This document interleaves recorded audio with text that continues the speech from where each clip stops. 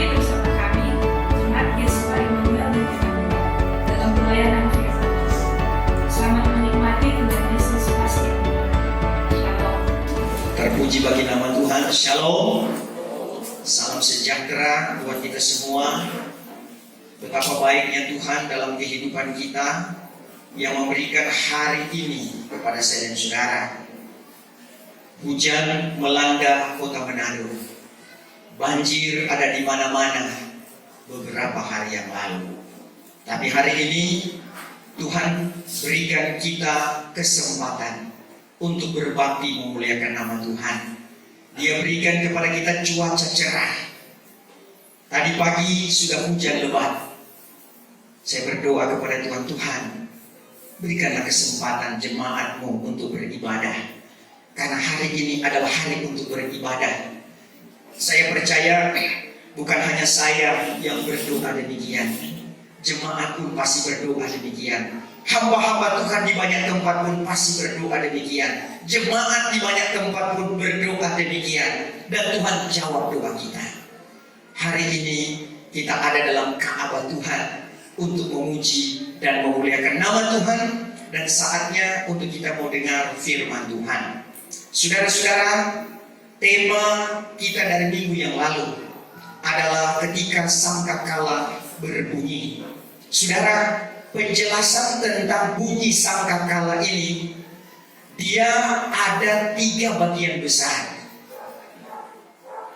Bagian yang pertama, sangkakala yang banyak diceritakan dalam Perjanjian Lama, yang juga disebut dengan ketika nafiri itu berbunyi. Kalau dalam Perjanjian Lama banyak disebutkan tentang nafiri, sama nafiri dengan sangkakala. Tetapi yang dimaksudkan dengan pembahasan yang sudah kita ikuti pada minggu yang lalu, itu adalah sangkakala panggilan. Itu adalah sangkakala bagaimana firman Allah diperdengarkan supaya banyak orang yang bertobat. Sangkakala supaya diperdengarkan supaya banyak orang menuruti akan firman Tuhan. Sangkakala ketika diperdengarkan akan supaya orang banyak yang berdoa, banyak yang bergumul, banyak yang berpuasa. Itu adalah tanda-tanda yang Tuhan berikan melalui pemberitaan, melalui kebenaran firman Tuhan. Itulah sangkakala yang ditiupkan di Sion agar supaya bumi gemetar, supaya bumi mengagungkan akan nama Tuhan. Tapi hari ini Bapak Ibu Saudara-saudara, kita berada pada fase yang kedua. Itulah sangkakala yang ditiup ketika gereja Tuhan dihimpunkan untuk diangkat oleh Tuhan. Ketika melalui itulah sangkakala panggilan, maka ada satu sangkakala yang luar biasa. Kita akan baca masih tetap dalam Matius 24 ayatnya yang ke-31, tapi kali ini ayat 30 sampai ayat 31 kita berdiri menghormati pembacaan kebenaran firman Tuhan. Setelah itu kelak kelihatan tanda anak manusia di langit, maka segala bangsa manusia yang di bumi akan meratap. Lalu mereka itu akan memandang anak manusia datang di atas awan dari langit dengan kuasa dan kemuliaan yang besar.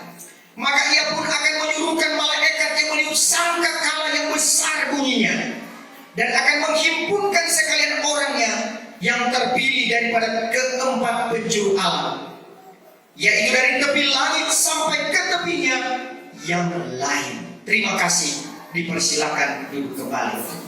Matius pasal yang ke-24 ini sangat berhubungan dengan Wahyu pasalnya yang ke-6. Saudara-saudara, ketika sangkakala panggilan itu sudah dibunyikan, termasuk pada hari ini sangkakala pemberitaan, dan ada di banyak tempat hari ini pemberitaan kebenaran firman Tuhan. Yang penting itu adalah kebenaran, yang penting itu adalah firman Allah, yang penting itu adalah urapan kuasa Roh Kudus. Maka itu semuanya menjadi peringatan kepada umat manusia bahwasanya di kolong langit kehidupan manusia tidak ada yang abadi. Yang abadi dalam kekekalan hanyalah orang-orang yang melakukan firman Allah,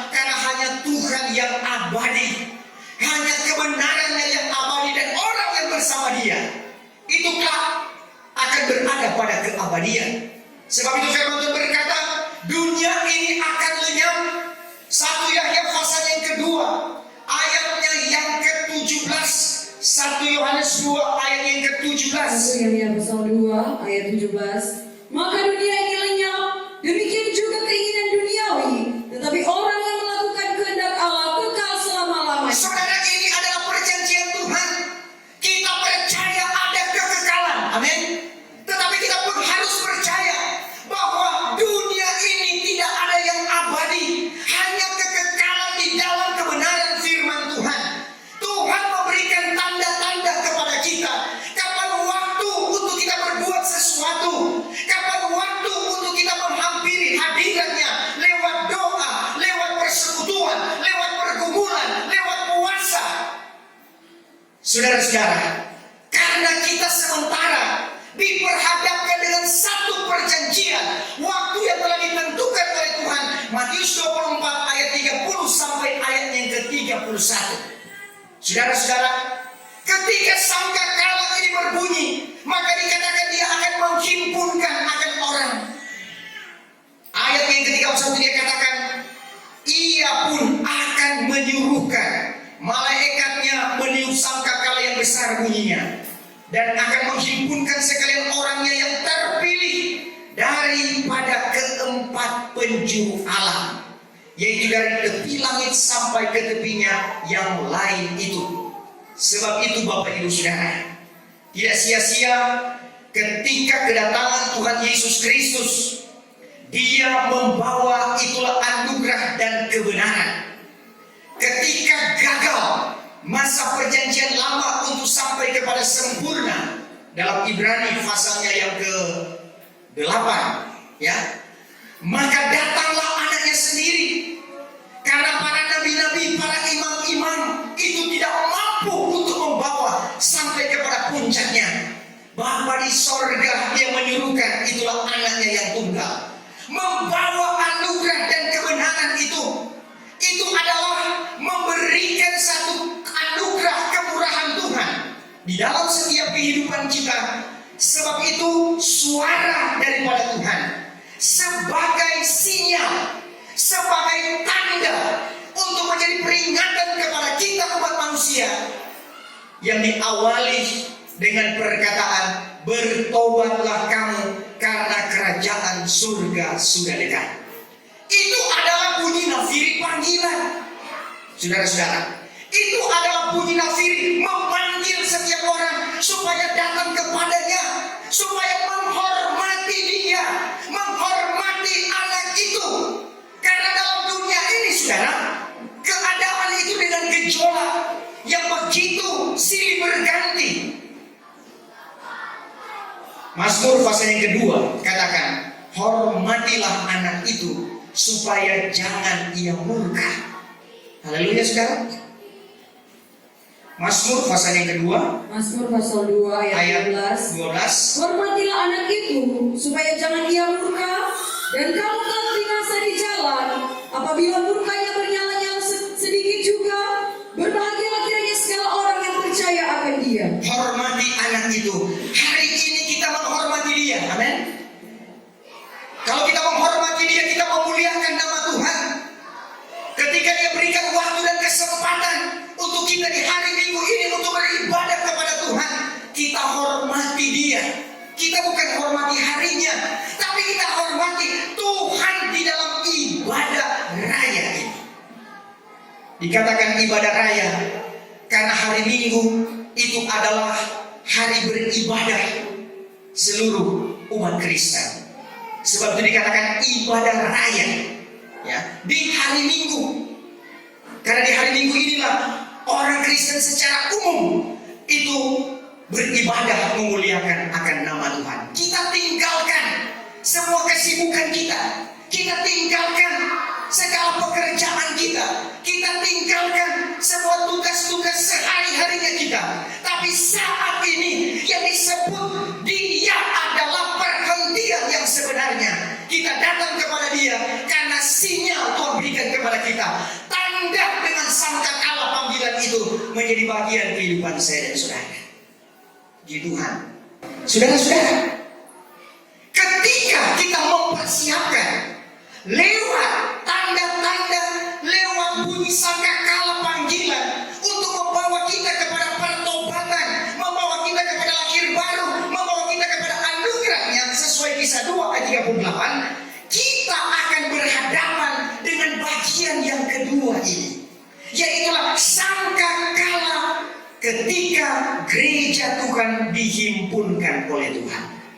Dari tepi langit yang lain ke tepi langitnya yang satunya, dari 4 penjuru bumi, gereja yang sudah terpanggil, terpilih dan setia, yang sudah disempurnakan berdasarkan Wahyu 12 ayat 1 dan 2. 1 Tesalonika pasal yang kelima ayat 22-23, bahwa sudah sempurna tubuh, jiwa dan roh, itu semuanya akan diperhadapkan dengan sangkakala ketika dihimpunkannya orang-orang pilihannya. Orang pilihan adalah orang yang sudah mahir. Amin. Kemahiran kita, ukuran firman Tuhan, pilihan dalam kemahiran yang sempurna. Karena sekali lagi, target kesempurnaannya adalah Matius 5 ayat 48. Saudara, sempurna seperti Bapa sempurna adanya. Efesus 4 ayat 13, seperti Kristus sempurna adanya. Tidak main-main target ini. Standar kerajaan sorga tidak bisa diubahkan. Sebab itu tidak ada akal-akal manusia yang bisa mengukur targetnya seperti itu. Yang ada hanyalah kemampuan lewat firman dan Roh Kudus dalam Galatia 1 ayat 11-12. Itulah lewat pengwahyuan yang langsung daripada Tuhan. Saudara-saudara, di dalam pelaksanaan Wahyu pasal yang ke-24 ayat yang ke-30 sampai 31 ini, itu berada pada Wahyu pasal yang ke-6. Di sana dikatakan berlangsungnya meterai yang ke-6. Saudara-saudara, kalau dalam meterai yang ke-6 ini berbicara tentang keangkatan gereja Tuhan, tetapi tentunya sudah dimulai dari ada meterai pertama, kedua, ketiga, keempat, dan kelima. Saudara-saudara, kita tidak akan berbicara banyak tentang hal itu, karena kita akan fokus kepada sangkakala di mana Tuhan menghimpunkan akan orang-orang pilihannya. Jadi pertanyaannya, kalau sangkakala itu berbunyi, adakah kita semua terhimpun? Haleluya. Harus kita terhimpun. Kenapa kita bisa terhimpun? Karena target firman Allah sudah kita lakukan, dan itu pasti akan terjadi. Saudara percaya ada pengangkatan gereja? Tuhan menghimpunkan dari tepi langit ke tepi langit yang lain. Tuhan sudah berikan contoh-contoh. Ada pengangkatan mulai daripada Henokh, diangkat hidup-hidup oleh Tuhan. Tuhan berikan contoh, ada Elia yang diangkat hidup-hidup oleh Tuhan. Demikian juga Tuhan Yesus Kristus, dia naik ke surga. Pengangkatan itu ada dan nyata. Itu bukan sebuah cerita hayalan, saudara-saudara, dan itu bukan cerita mitos, tetapi itu adalah kenyataan yang sudah pernah terjadi dan nanti pun akan terjadi pada akhir zaman. Saudara, meterai yang ke-6 itu berdampingan dengan meterai ke-7. Meterai ke-7 itulah meterai yang terakhir. Wahyu pasal yang ke-8 sampai seterusnya menjelaskan tentang wahyu, tentang meterai yang ke-7, yaitulah zaman antikris, yang disebut dengan penguasaan 7 kepala dan 10 tanduk, seperti diterangkan dalam Wahyu pasalnya yang ke-12. Yaitulah pada waktu 7 kepala berkuasa, maka itu adalah sebelum keangkatan gereja Tuhan. Jadi ingat baik-baik, pengangkatan gereja itu banyak tantangan. Sangkakala menanti sangkakala ini berbunyi, maka ada banyak tantangan bagi gereja Tuhan. Apa yang disebut di dalam Daniel 9 ayat 22 sampai 27 tentang setengah sabat yang pertama, itu yang disebut dengan meterai yang keempat sampai pada meterai yang kelima. Maka di sana ada 7 kepala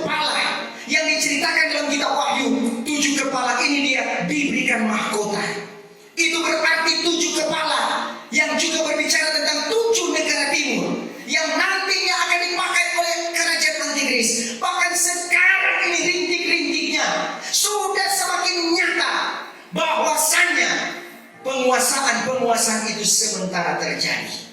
Saudara-saudara, itu adalah 7 kepala. Nanti setelah sangkakala berbunyi, kemudian terjadilah meterai yang ke-6, yaitu pengangkatan gereja Tuhan. Barulah meterai yang ke-7. Di situ yang lebih nampak adalah 10 tanduk yang mendapatkan mahkota.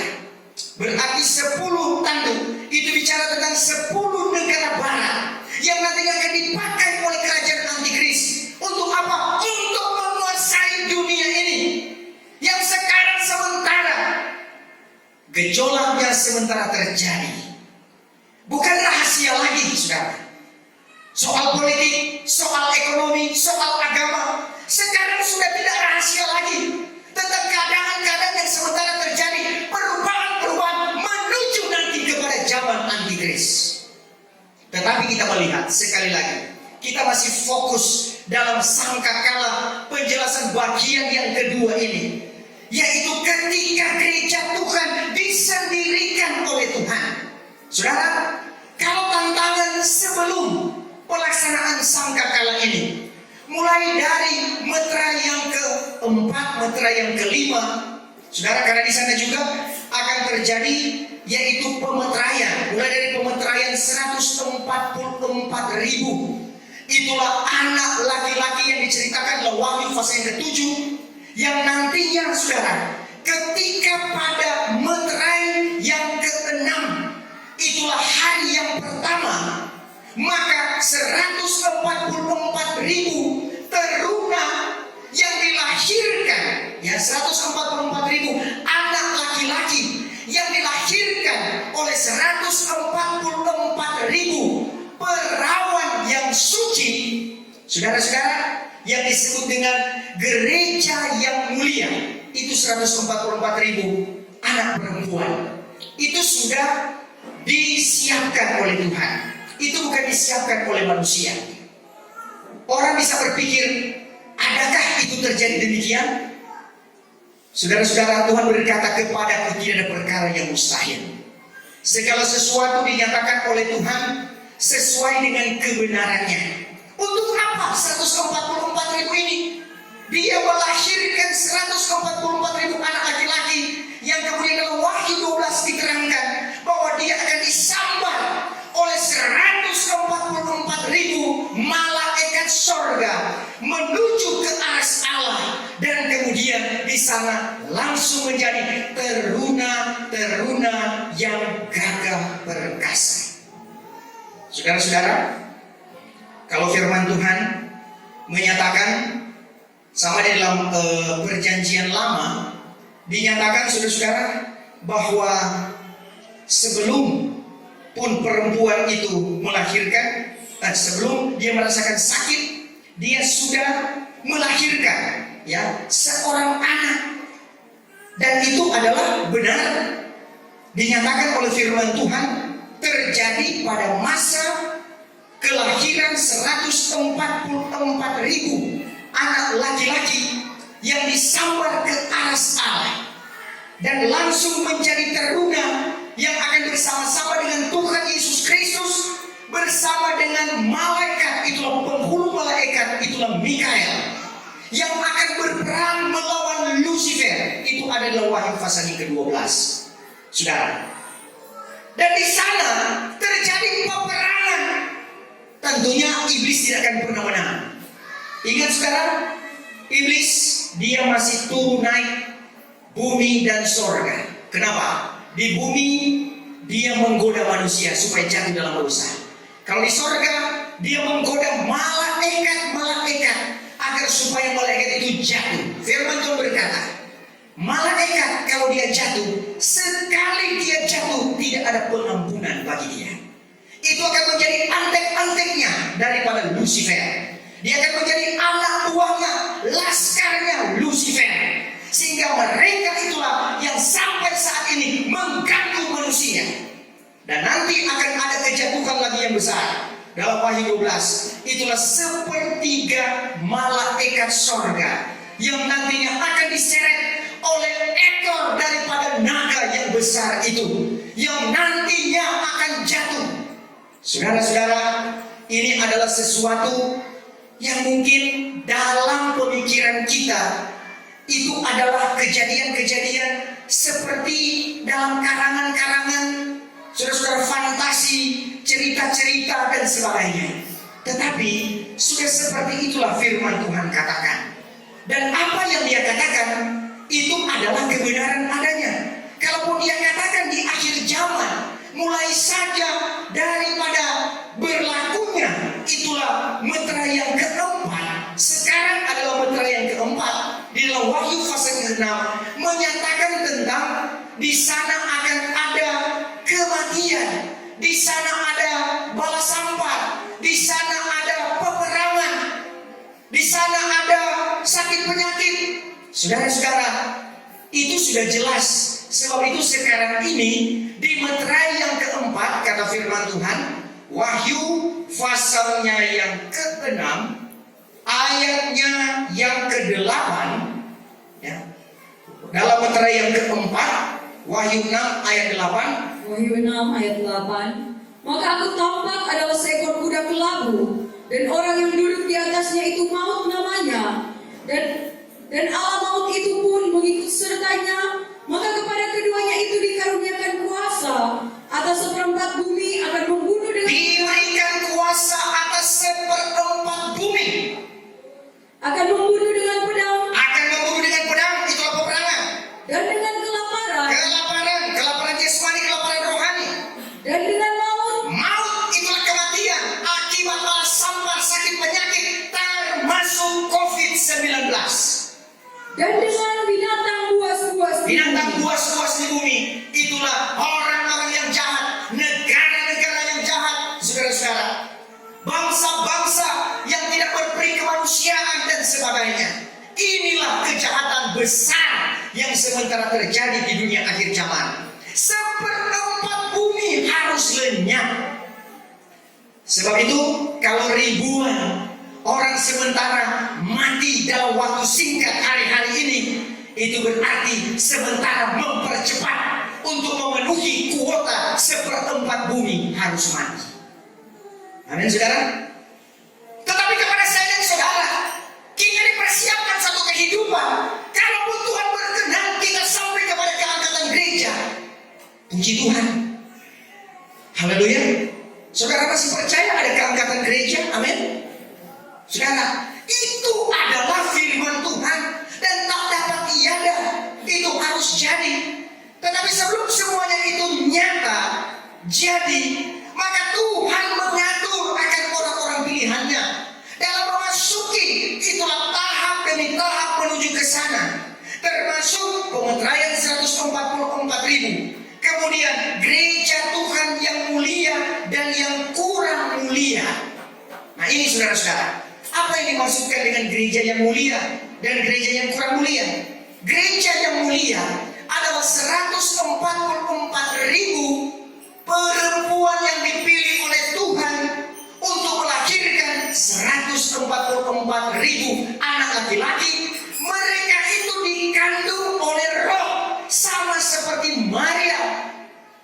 Sebab itu, saudara-saudara, mereka itu bahkan lebih daripada seorang Maria.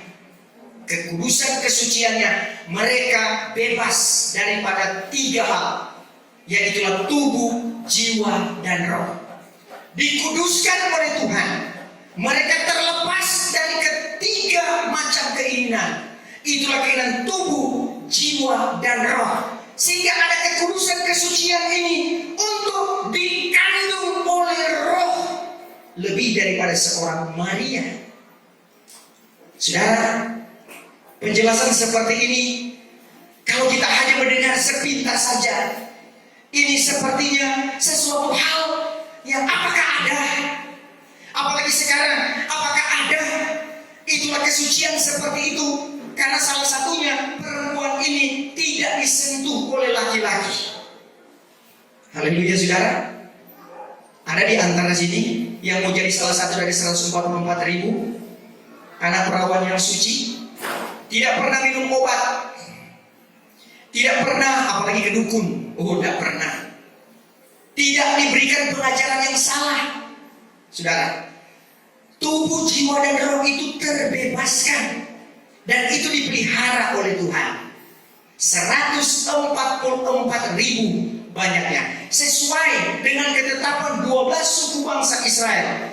Saudara-saudara, sehingga terdapatlah 144.000. Masing-masing suku itulah 12.000. Tetapi dikatakan oleh firman Tuhan, itu bukan keturunan secara lahir dari 12 suku bangsa Israel, akan tetapi secara rohani. Karena dari Ruben sampai kepada Benyamin, maka nama-nama mereka itu ada arti-arti tersendiri lewat kebenaran firman Tuhan.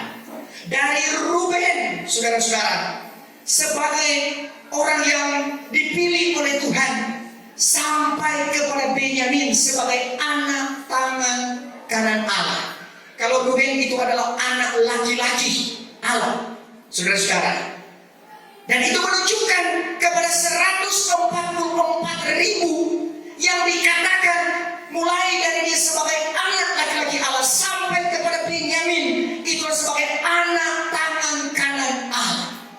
144.000 ini yang disambar ke aras. Mereka menjadi teruna karena mereka bukan manusia biasa. Mereka adalah roh yang hidup, dan mereka bersama-sama dengan Tuhan Yesus Kristus, bersama-sama dengan malaikat Mikael, maka mereka akan berperang melawan naga itu. Dan Wahyu 12 katakan, naga itu tercampak dan hilanglah peredarannya di atas sana. Kalau sekarang masih naik turun, dikatakan dia masih menuduh, dia masih lapor ke sana bahwa si A ini Tuhan, ini dia sudah buat kesalahan, mesti hukum dia. Dia tuduh, walaupun tuduhannya dari 1 cm, dia buat jadi 1 kilometer.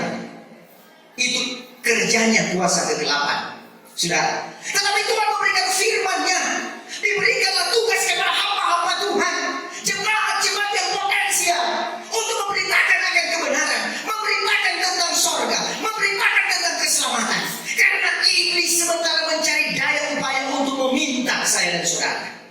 Dia meminta kehidupan manusia supaya semakin banyak yang masuk dalam jurang kebinasaan. Saudara, dia berikan formasi bukan lagi dengan kekerasan, tetapi dengan bujuk rayu dari kuasa kegelapan. Dia berikan dunia yang fana ini, dia berikan lampu-lampu kelap-kelip, dia berikan kemewahan, dia berikan segala macam supaya orang hanya merasa senang di dunia ini. Ketika senang dengan dunia, maka terlibatlah dengan dosa-dosa dunia. Pada akhirnya meninggalkan Kristus, meninggalkan selamat, meninggalkan kesempurnaan itu. Dan itu tentunya menjadi penyesalan yang akan menjadi penyesalan kekal sampai selama-lamanya. Saudara-saudara, nantinya pada masa ketika persiapan gereja Tuhan diangkat dengan peniupan sangkakala itu, kita lihat dulu di dalam Wahyu pasalnya yang ke-6, Wahyu pasalnya yang ke-6, ayatnya yang ke-15. Wahyu pasal 6 ayat 15. Dan segala raja di bumi, dan orang besar-besar, dan panglima, dan orang kaya-kaya, dan yang berkuasa, dan tiap-tiap orang, baik hamba, baik merdeka, sekaliannya bersembunyi di dalam segala gua, dan di celah-celah batu gunung. Saudara-saudara, di sini dikatakan bahwa baik orang kaya-kaya, baik raja-raja, di sini ada 7 tipe orang yang akan menghindar daripada kesukaran yang besar. Kenapa? Karena tidak terangkat ke awan-awan yang permai. Karena pada waktu pengangkatan gereja Tuhan, saudara, di situ ada gempa bumi yang besar. Ya, coba kita lihat di dalam ayatnya yang ayat yang ke-13 mulai sampai ayat 14. Wahyu 6 ayat 12. Ayat 6 ayat 12 mulai. Maka aku tampak tatkala anak domba itu membuka meterai yang ke-6 itu, bahwa jadilah gempa bumi besar. Jadi gempa bumi yang besar, ingat baik-baik.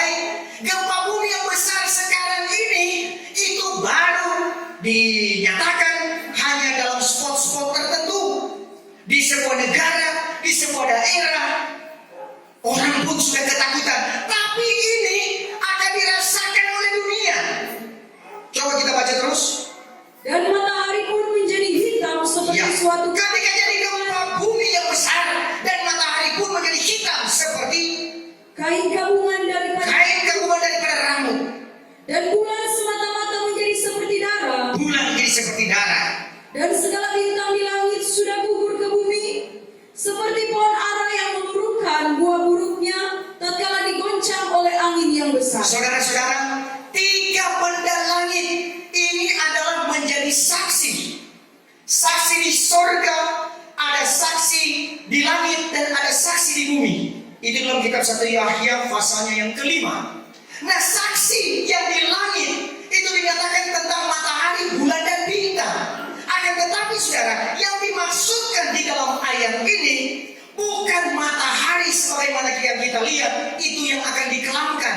Itu berbeda nantinya dengan kejadian peniupan 7 bokor, 7 sangkakala Allah, dan pencurahan 7 bokor murka Allah. Memang akan ada matahari yang akan jadi gelap. Tetapi di dalam ayat ini membicarakan tentang masanya sudah selesai. Pemerintahan sudah tidak ada. Allah itu adalah matahari kebenaran. Dia adalah matahari dan perisai saya dan saudara. Tetapi ketika matahari itu dikelamkan, itu berarti tidak ada lagi cahayanya, tidak ada lagi pemberitaan. Apa yang akan terjadi saudara-saudara? Bulan pun akan menjadi seperti darah, saudara-saudara. Karena bulan itu dia menerima sinar daripada matahari. Kemudian dia pantulkan, dia pancarkan. Bapa kepada anaknya, itulah Yesus Kristus. Yesus datang, dia terima daripada Bapa untuk dinyatakan kepada manusia. Itu yang ada di bumi. Tapi ketika waktunya tiba, matahari dikelamkan, tidak ada lagi cahaya, maka bulan pun seperti itu, kelihatan seperti darah. Amos 8 ayat 11 sampai ayat yang ke-12, itu terjadi kekelaman yang amat pekat. Orang begitu rindu untuk berbakti, tetapi sudah tidak ada lagi. Orang rindu untuk mencari kebenaran, tidak ada lagi firman dikumandangkan. Kita baca ayat itu. Amos 8 ayat 11 mulai. Bahwasannya hari akan datang kelak. Hari akan datang kelak. Demikianlah firman Tuhan. Demikianlah firman Tuhan huwa. Apabila aku mendatangkan bala kelaparan ke dalam negeri. Ini suatu bala kelaparan berbeda dengan kelaparan secara jasmani sebelumnya. Ia itu bukannya lapar akan roti. Bukan lapar akan roti. Dan bukannya dahaga akan air. Bukan soal air yang diminum secara lahiriah. Melainkan akan mendengar segala firman Tuhan. Melainkan akan mendengarkan segala kebenaran firman Tuhan. Ayat 12. Maka orang akan mengembara daripada laut sampai kepada laut. Orang akan berusaha. Kenapa nanti waktu itu baru berusaha? Kenapa di waktu sekarang ini lalai? Kenapa di waktu saat sekarang ini panggilan Tuhan tidak mau mengerti? Ketika panggilan sangkakala untuk datang kepada Tuhan, orang tidak menggubrisnya, orang menghalai-balaikannya. Baca ayat terus. Dan daripada utara datang ke timur. Tapi satu waktu dia akan cari dari utara ke timur, dari benua satu ke benua yang lain, cari kabar di manakah ada penginjilan, di manakah ada gereja, di manakah ada firman Tuhan. Orang akan beridar-idar akan menuntut firman, Mereka akan tiada beridar-idar, didapatinya akan dia. tetapi tiada didapatinya akan dia. Akibatnya apa? Baca ayat selanjutnya. Ayat 13. Pada hari itu juga anak darah yang terelok dan orang teruna yang Oh, beriman. saudara-saudara, kalaupun sekarang anak darah yang terelok sekalipun, dengan segala kemewahannya, dengan segala kemuliaan dunianya, bahkan teruna yang gagah, dia pakai suplemen tiap hari sekalipun, orang-orang mengurus dirinya, tapi cuma sampai mengurus tubuhnya. Saudara, membuat tubuh sehat itu baik, akan tetapi ingatlah bahwa lebih daripada itu masih ada yang lebih besar yang perlu kita perhatikan. Itulah rohani ini, saudara. Sehatkan rohani kita, tumbuhkan rohani kita, tumbuhkan iman kita sampai di mana? Sampai sempurna. Terus, Dan orang teruna yang pilihan itu akan lemah oleh dahaga. orang teruna yang pilihan akan lemah oleh karena dahaga. Dicarinya akan kebenaran, tidak dapat lagi. Ingat, manusia bukan hanya hidup oleh karena roti yang dimakan, tetapi oleh sabda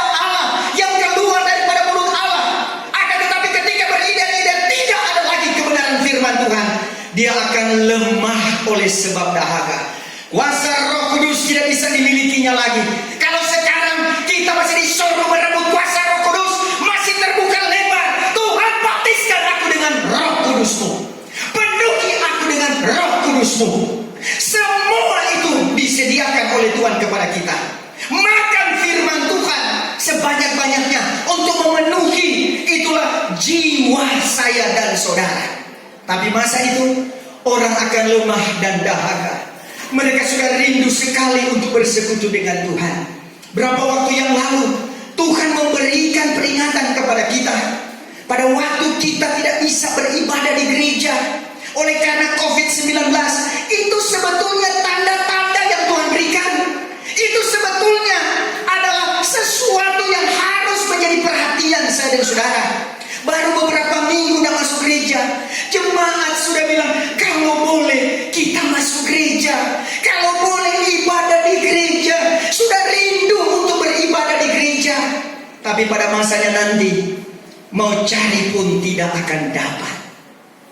Masuk gereja itu mahal, saudara. Amin. Mahal. Mau merasa untung dengan mahalnya kita berada di dalam rumah Tuhan? Karena apa yang kita terima dalam rumah Tuhan itu lebih daripada segala harta kekayaan dunia ini. Kalau kita dibina di dalam rumah Tuhan, itu lebih besar dari apapun yang kita dapatkan dalam dunia ini secara materi. Justru dengan kita datang kepada Tuhan, soal materi, Tuhan tidak pernah meninggalkan saya dan saudara. Diberkatinya kita dari anak cucu keberkatan, kata firman Tuhan. Tidak pernah dia melihat orang pilihannya meminjam, tetapi tiap-tiap hari dia berikan pinjam dari sorga. Karena harta sorga itu adalah yang luar biasa Tuhan berikan kepada saya dan saudara. Bahkan ayat seterusnya di dalam Amos 8 tadi, ayat 14, mereka itu yang bersumpah demi salah Samaria, katanya, sesungguh-sungguh hiduplah dewa Dan, hiduplah dewa dan sesungguh-sungguh hiduplah jalan Bersyeba. Ya. Bahkan mereka itu akan jatuh kelak dan tiada bangun pula. Mereka itu akan jatuh kelak dan tiada bangun pula. Salah satunya itulah dewa Dan. Dan adalah salah satu suku daripada Israel. Tetapi ketika dalam kitab Wahyu, dia tidak termasuk lagi dalam salah satu suku pilihan dalam suku bangsa Israel. Diganti oleh Manasye, Efraim, saudara-saudara, yang ada sebagai anak-anak daripada Yusuf, diganti oleh anak-anak Yusuf. Dan itu sudah tidak ada lagi. Jangan sampai perjanjian Tuhan itu bagi saya dan saudara pada akhirnya lenyap hanya oleh karena dunia ini yang menghambat, menghalangi. Kalau sampai tiupan sangkakala itu terjadi pengangkatan gereja, itu cuma satu kali, saudara-saudara. Kalau dalam rumah, Bapak Ibu Saudara, ketika suami terangkat, istri tertinggal, tidak ada untuk berdoa, Tuhan adakah periode kedua? Tidak ada keangkatan periode kedua. Saudara-saudara, yang ada boleh, tapi tebus dengan darah sendiri. Itu kan meterai yang ke-6, keangkatan gereja. Kalau tertinggal masih boleh selamat, masih boleh. Bagaimana caranya? Masuk 3,5 tahun zaman antikris. Dibuka dengan 7 sangkakala, ditutup dengan 7 bokor murka Allah. Dipasang cap 666 kalau tidak lolos. Kalau mau lolos, tebus dengan darah sendiri. Dieret-eret, dikupas, dicungkil matanya, kemudian dipotong-potong, kemudian ditenis dengan stowal. Tetapi Wahyu pasal ke-9 ayat ke-4 katakan, tidak ada kematian selama 5 bulan lamanya. Orang mau cari mati tiada. 5 bulan, saudara. Siksanya seperti disengat kala jengking, Wahyu 9 katakan. Artinya sukar, siksa sekali. Selama 5 bulan. Itu artinya disengat kala jengking ini lebih siksa dari seorang sakit gigi yang paling parah. Pernah sakit gigi, saudara? Oh, bersyukur kalau tidak pernah sakit gigi. Sakit hati pernah? Karena mirip-mirip itu dua. Ya, kalau kamu bilang tidak pernah sakit hati, semoga manusia orang. Ya, saudara-saudara. Tetapi siksanya ini lebih daripada itu. Saudara pernah sakit gigi 1 hari 1 malam? Menangis itu. Pasti akan menangis.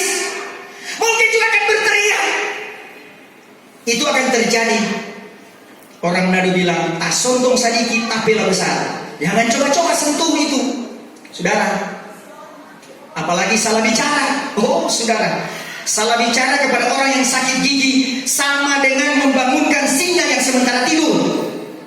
Saudara-saudara, salah berkata-kata dengan orang yang sementara sakit hati sama seperti mengganggu beruang yang sementara tidur. Saudara-saudara, kenapa? Sakitnya di mana? Sakitnya di sini. Saudara-saudara, walaupun ada banyak orang ketika sakit oleh karena dunia ini, dia pegang di kepala, sakit kepala, sedangkan masih sakit kepala, sudah sukarnya luar biasa. Apalagi dia turun sampai ke hati, sakitnya di sini. Saudara-saudara, jangan sampai itu terjadi pada masa meterai yang ke-7. Boleh selamat, tetapi harus tebus dengan darah sendiri. Kalau kita sekarang darah Tuhan Yesus Kristus sudah menjadi penebus, kita bangun di dalam iman, menjadi orang yang sempurna tubuh, jiwa dan roh. Puji Tuhan, terangkat ke awan-awan yang permai. Tetapi kalau tidak melakukan firman Tuhan, silakan tebus dengan darah sendiri, akan dieret-eret. Kalau cuma penyiksaan dulu yang kita dengar-dengar tentang penyiksaan ISIS, dipenggal, dipotong, diiris, belum apa-apa itu. Ya. Pada zaman itulah perang Nazi Jerman, ketika orang-orang dibunuh dengan uap racun, belum apa-apa itu. Tapi penyiksaan pada zaman antikris itu tubuh, jiwa dan roh. Saudara-saudara, mau berteriak pun, saudara bayangkan, sedangkan masih pada meterai yang ke-6, ketika gereja Tuhan itu diangkat, maka benih gereja yang tertinggal, mereka raja-raja, mereka itu panglima, mereka orang berkuasa, hamba, merdeka, sekalian bersembunyi dalam segala gua dan di celah-celah batu gunung, serta berkata kepada gunung-gunung dan batu-batu itu, timpalah kami, lindungkanlah kami daripada wajah Dia yang duduk di atas aras itu, dan daripada murka anak domba itu. Karena apa? Karena hari yang besar, yaitu hari murkanya itu sudah tiba. Dan siapakah yang dapat menahan? Siapa yang dapat menahan? Kalau sekarang, ketika kita diluaskan dengan cobaan dan tantangan, itu tidak seberapa. Sebesar apapun tantangan yang kita hadapi, firman Tuhan masih berkata bahwa pencobaan yang lazim itu diperhadapkan kepada saudara, supaya memahirkan kehidupan kita sebagai gereja Tuhan, agar supaya kita boleh disempurnakan oleh Tuhan. Tapi pada masa itu, maka semua akan lari kepada batu-batu gunung, timpalah kami, karena itu akan terjadi gempa bumi yang amat besar. Saudara, kita tahu bahwa gempa bumi itu telah menjadi tanda-tanda itu semenjak lama. Ya, Yesus pun ketika dia mati di atas kemuncak Golgota, maka ada gempa bumi yang besar. Saudara-saudara, ada banyak peristiwa yang ditandai dengan gempa bumi. Demikian akhir-akhir ini mulai terjadi gempa di mana-mana. Apa artinya? Saudara, lihatlah kepada kesetiaan pada kebenaran firman Tuhan. Tuhan beri tanda-tanda itu kepada saya dan saudara.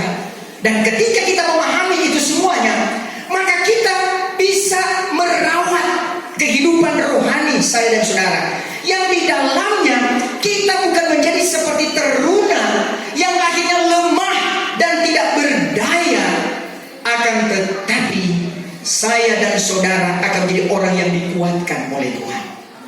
Kita adalah orang-orang yang dibuat perkasa. Saudara-saudara, di sini dikatakan matahari dikelamkan, bulan jadi darah. Itu tandanya bahwa sudah tidak ada lagi, itulah sinar kemuliaan Tuhan. Sudah berhenti, memang sudah sampai di situ. Ya, bintang akan berguguran ke bumi. Itulah malaikat-malaikat yang berguguran. Bayangkan saudara, kalau secara lahiriah bintang jatuh ke bumi, saudara, ada bintang lebih besar dari bumi. Jangan lihat itu bintang itu, oh cuma kecil, besar sekali itu saudara. Cuma DP setengah saja jatuh ke bumi, hancur ini bumi. Tapi bukan seperti itu maksud firman Tuhan. Tapi itulah gugurnya, itulah bintang-bintang, termasuk malaikat-malaikat yang akan gugur. Oleh sebab itu berjaga dan berdoa kehidupan saya dan saudara. Ya, saya dan saudara ini adalah menjadi orang yang mau dipilih oleh Tuhan. Dan pada masa pengangkatan itu akan terjadi perceraian.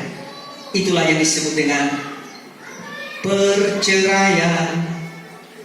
Selamanya waktu gereja Tuhan diangkat.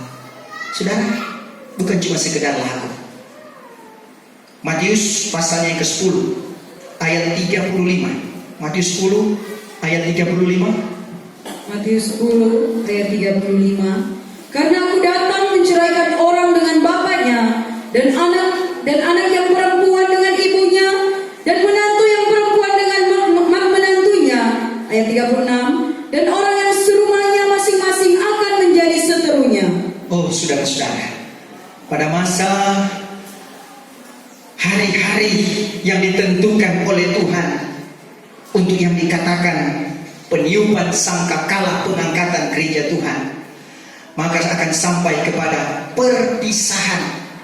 Ya, kalau suaminya yang setia kepada Tuhan melakukan firman Tuhan terangkat, berarti istrinya tertinggal. Kalau orang tua yang setia terangkat, berarti anak-anak tertinggal. Tapi betapa indahnya ketika sampai di awan-awan yang bermain. Matius 24:31, Wahyu pasal yang ke-12 ayat 6 dan ayat 14. Betapa indahnya ketika sampai di awan-awan. Mana istri saya? Oh puji Tuhan ada. Mana suami saya? Oh puji Tuhan ada. Mana anak saya? Ada. Mana orang tua saya? Ada. Ketika sangkakala berbunyi, kita ada. Amin saudara. Mau ada di sana? Siapkanlah. Semua dalam pemberitaan kebenaran firman Tuhan itu adalah berita kesaksian. Di dalam dunia ini kita banyak tantangan. Kita ada di tengah-tengah dunia yang penuh dengan dosa. Sebab itu 2 Korintus pasal yang ke-6 ayatnya yang ke-17 katakan, kita harus keluar dari antara dosa itu.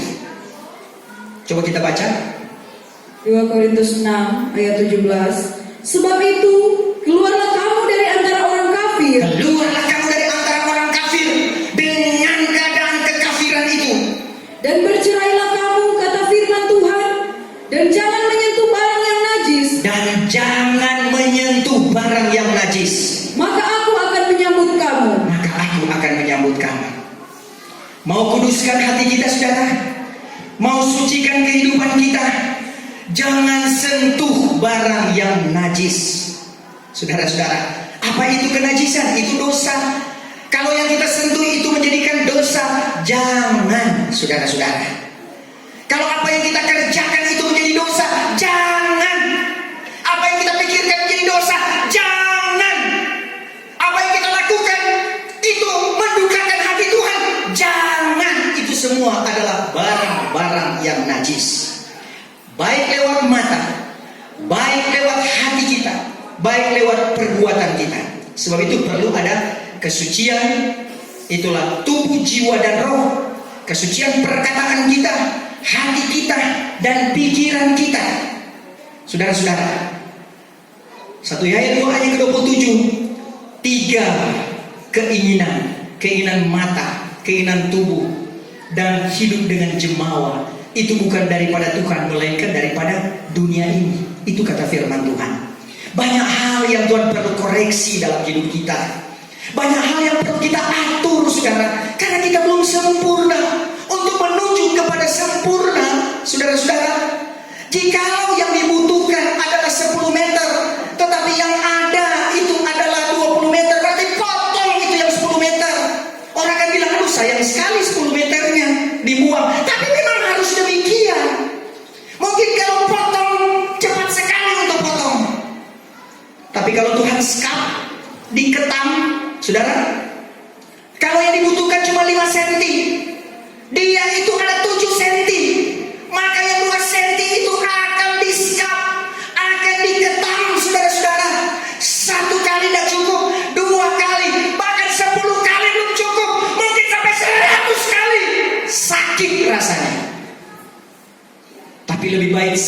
seperti itu daripada sakit di antikris, daripada sakit di neraka yang kekal. Saudara, kita adalah orang yang seperti kata peribahasa, berakit-rakit ke hulu, berenang-renang ke tepian, bersakit-sakit dahulu, bersenang-senang kemudian. Puji Tuhan. Artinya pikul salib, mengiring Tuhan, tantangan, cobaan, tapi kita dimampukan oleh Tuhan. Kalau kita setia, maka bersenang-senang kemudian. Tapi orang yang tidak setia tetap bersakit-sakit, itu ada. Karena firman Tuhan sudah katakan, setiap orang yang dilahirkan oleh perempuan itu sedikit hari hidupnya berpuas-puasnya dengan kesukaran. Ayub 14 ayat 1. 14 ayat 1. Itu umum, tidak pernah bunuh Tuhan. Terus Ayat 14 ayat 1. Adapun manusia yang diperanakan oleh perempuan itu sedikit jua hari hidupnya, ini semua manusia.